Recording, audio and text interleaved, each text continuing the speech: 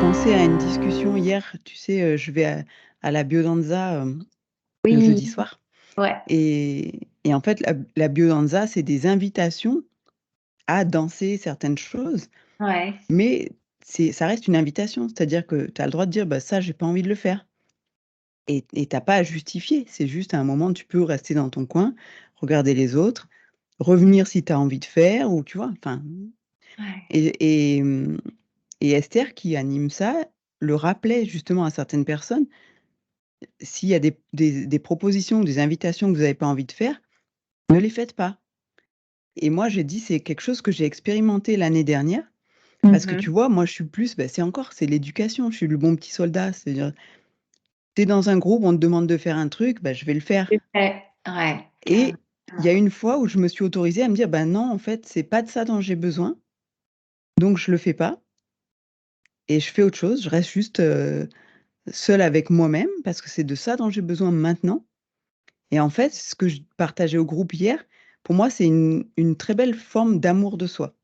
Ah C'est oui, d'être capable de s'offrir le droit de dire non et tu le fais de manière très respectueuse pour tout le monde, mais ouais par rapport à soi, c'est juste, super important, quoi. Enfin, pour moi, il y a un avant et un après, être capable de faire ça. et tu vois exactement Cécile, c'est ça que je voulais te dire, ça nécessite un sacré chemin parce que je pense que la première fois où tu le fais, où tu t'autorises à faire ça, possiblement déjà ton petit hamster va se mettre en route et tu vas te porter des jugements, et tu vas gamberger en fait sur ce que les autres ont pu penser du fait que tu te mettes hors du groupe ou hors du cadre. Ouais. Heu et ça demande une certaine pratique, de s'accueillir, bah, déjà dans un premier temps avec ses jugements parce qu'après tout c'est normal parce que tu es en train de démantibuler tout un système de pensée, donc ça se fait pas comme ça du jour au lendemain et du coup ça demande beaucoup d'empathie mais surtout d'accueil de soi en fait, d'indulgence, c'est ça le mot que je cherchais. Ouais, Avec c'est ça. soi-même. Et Ouais, de se regarder avec bienveillance et ouais, sans jugement et en ouais, fait, ça demande aussi d'avoir un espace où tu te sens en sécurité pour le faire. tellement, Et ouais, et et complètement. c'est, la chance que j'ai à la biodanza, c'est d'avoir cet espace-là. Ouais, Où ouais. tu vois, bien sûr que la première fois que tu fais ça, ou même quand tu acceptes les invitations, hein, la première fois que tu y vas, tu dis: Attends, moi je sais pas C'est danser, je vais warning. être ridicule». Tu sais, tu as Ouais, plein de trucs comme ça, tu dis: ouais. «Qu'est-ce qu'ils vont dire les autres?»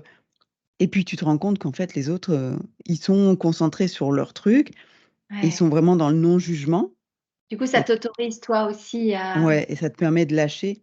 poser le mouvement. Mmh. Ouais, Et qu'aujourd'hui, c'est moi qui ai décidé de pas suivre l'invitation. Demain, ça sera quelqu'un d'autre.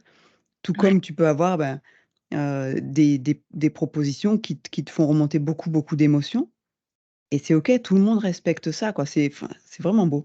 Mais ce que je trouvais intéressant, où je veux rebondir, c'est quand tu disais: «Il faut trouver l'endroit où on se sent en sécurité» et ça me rappelle cette fable du homard.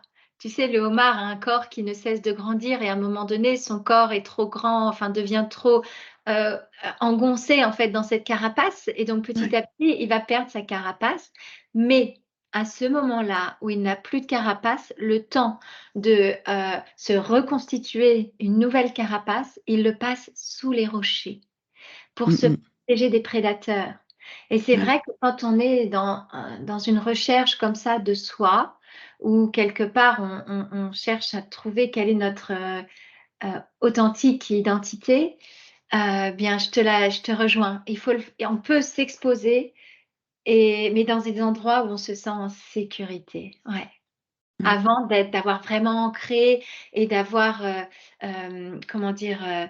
Que tout ça, tout ce chemin se soit vraiment imprégné en nous et qu'on s'en sente suffisamment forte pour exposer malgré le regard des autres à l'extérieur et après, tu pourras être toi-même n'importe où. Mais tout ça, c'est encore un autre chemin et plein de petits, cadeaux à voir que la vie t'offre ou plein de petits cailloux au début.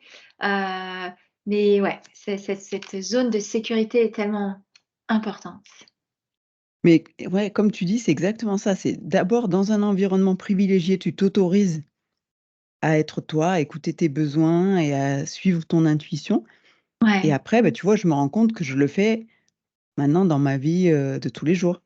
Il y a des choses où des fois, j'avais prévu de faire des trucs et puis je me dis: «Mais non, je le sens pas, j'en ai pas envie», tu sais? Il y a un moment et mon ancien moi je serais forcée à y aller en disant: «Ouais, mais quand même, tu t'es engagée, nanana». Ouais, Et ben là, je dis: «Non». Quand c'est à ce point-là, tu vois, exactement comme tu disais de François Lemaitre qui décrit des résistances où je sentais que non, j'avais vraiment pas envie d'y aller, puis que j'avais d'autres choses que je voulais faire le même jour.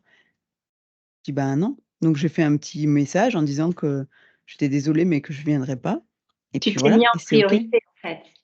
C'est Tu ça as et en fait, ça posé fait un bien être fou. en priorité. Ouais, Ça fait un bien fou et je me suis pas posé la question de savoir ce que les gens allaient en penser ou tu vois? ouais. Peu importe. Mmh. À la limite, maintenant, je suis à un stade où je me dis: «Les gens qui vont juger que ce que je fais est pas correct ou que ça leur convient pas et ben ils sortent de ma vie et puis c'est tout». Ouais. Alors j'ai envie de te dire, quelque part pour ceux qui nous écoutent, pour en arriver à ce stade, Cécile, ça demande, peut-être du test, de passer à l'action, de se challenger un peu, mais comme tu le disais, dans un cercle, qui soit respectueux de qui tu es déjà. Donc ça peut être les gens qui t'entourent. Moi, je sais qu'au début parce que je pense que enfin, ça dépend aussi des relations que tu as avec ta famille ou tes amis, mais il y a des gens avec qui tu vas pouvoir plus facilement, te livrer. Donc déjà pour pouvoir partager avec le ton juste, les mots justes, ce qu'il y a à l'intérieur de toi, bah, c'est clair que ça va demander un petit travail et peut-être un travail d'ajustement parce qu'on les trouve pas tout de suite les mots. Quelquefois, moi je me souviens au début quand j'ai commencé à partager sur ma foi justement, eh bien en fait je m'en rendais même pas compte mais j'étais très vindicatrice parce que j'étais tellement convaincue par ma croyance en fait, par ma foi, que dans un sens, je voulais pas l'imposer, mais mon ton de voix l'imposait. Et c'est mon fils qui m'a dit ça un jour, qui m'a révélé ça. Il m'a dit: «Mais maman, tu te rends pas compte la façon dont tu parles de ta foi». Oh, je me suis dit: «Mince, c'est pas du tout ça que je veux pas véhiculer. Moi, je cherche pas à imposer quoi que ce soit. Par ma façon d'être, je souhaite partager en fait avec les autres». Ouais.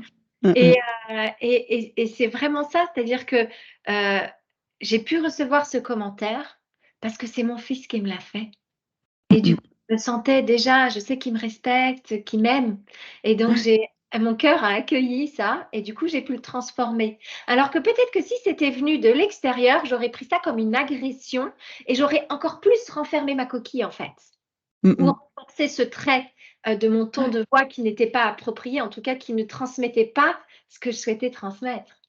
Ouais.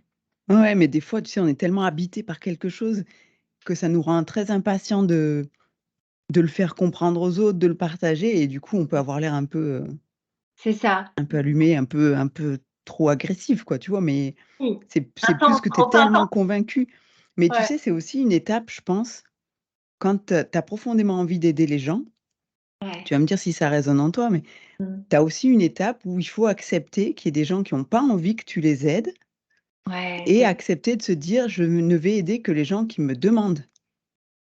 Tu oui, vois? C'est comme donner des conseils, ben, je vais pas distribuer mes conseils à des gens qui m'ont rien demandé. oui, c'est une perte d'énergie, n'est-ce pas?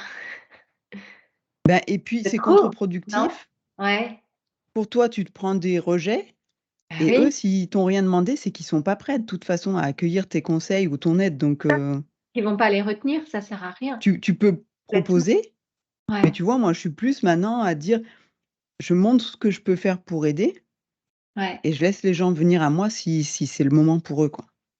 Tu vois, ça, c'était tellement mon message pour début 2024, enfin pour toute cette année, je pense, c'est, en effet, n'essaye pas de convaincre, mais par contre partage et c'est pour ça Mmh. que, notamment, j'ai dit oui à cet appel du podcast avec toi, que je refais des vidéos YouTube, que je partage plus avec les gens qui m'entourent, heu, mais pas en imposant en effet, juste en partageant qui je suis avec mon énergie, avec qui je suis. Ouais. Mais je pense que ça rejoint vraiment ton point. De toute façon, quand tu essayes de convaincre les gens on n'est pas là pour convaincre, en fait. On est là pour mettre à disposition notre lumière. Les gens en ont besoin, ils viennent la prendre. Ils en ont pas besoin, fine. On n'est pas les uniques non plus solutions, n'est-ce pas? Il y a peuplade parce qu'on est tous différents, donc on va faire écho chez certaines personnes. Notre façon de parler va résonner en certaines personnes et puis va pas du tout résonner en d'autres et à la limite, tant mieux. Enfin, je veux dire, c'est bien. C'est, chacun est Comme à on sa a On n'ambitionnait pas de devenir gourou d'une secte. En fait, pour nous, c'est OK.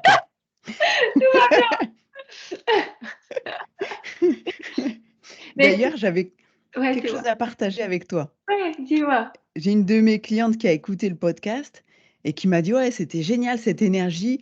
Alors, il y a un épisode où on a parlé d'aller marcher et elle dit: «Bah, justement, j'ai écouté, votre podcast et juste derrière, je suis Ah! allée marcher. Je suis Génial. allée à la salle de gym pour marcher sur le tapis et ça m'a fait un bien fou et merci pour cette énergie». Donc tu vois, mission accomplie, on a au moins aidé une personne à Yes! prendre un peu de notre énergie et donc elle m'a demandé de te remercier parce Ah, qu'en bah, plus, c'est c'est sympa. grâce à toi Bah, merci à que elle. je l'ai rencontrée, qu'elle m'a rencontrée, grâce à Génial. ton sommet virtuel. Ah, trop cool, comme quoi, hein. Mais c'est ça, c'est vraiment ça, tu vois? La puissance de ce qu'on organise, de ce qu'on partage depuis l'espace de notre cœur et c'est marrant parce que je discutais de ça avec quelqu'un hier. C'était une rencontre découverte et je lui disais vraiment l'objectif, c'est de partager la valeur. Partager de la valeur, tout ce qu'on a vécu, en fait, on veut le partager et après Ouais, l'accompagnement, beh, donc la question de la vente, ça passe après parce que comment dire? C'est un autre niveau d'accompagnement. Tout ce qu'on donne, en fait, toutes les valeurs qu'on partage, gratuitement, c'est vraiment pour un éveil des consciences un peu. Pour, comment dire? Pour faire prendre aux gens, d'avoir des prises de conscience. Mais après l'accompagnement en one to one qu'on fait au travers de nos programmes transformatifs, ça c'est autre chose. C'est quelque part un autre, niveau d'action, un autre niveau de conscience, et qui demande une implication différente des gens. Mais voilà, donc, vraiment quand on organise des sommets, quand on organise des challenges ou même des ateliers comme tu fais Cécile, c'est avant tout pour partager et faire prendre aux gens conscience de certaines choses dans leur vie. C'est un petit peu comme mettre un peu petite flamme, raviver une flamme ou en tout cas faire avoir une petite, une étincelle. petite étincelle. Ouais, Ouais, c'est ça, je suis d'accord. C'est des fois aussi te mettre le pied à l'étrier, c'est-à-dire qu'il y a des choses que tu as envie de faire, mais tu sais pas comment commencer et ouais, d'être guidé. Se dire: «Ah bah voilà, OK, je vais suivre un première peu ce étape. chemin», puis après tu suis ton propre chemin. Mais des Ouais. fois, tu as juste besoin de ça, du petit coup de pouce qui va faire que: «OK, c'est bon, je suis passée à l'action parce que je me suis sentie bien, j'ai compris comment je pouvais démarrer ça et puis après je le fais à ma façon». Voilà, chacun fait son propre chemin après.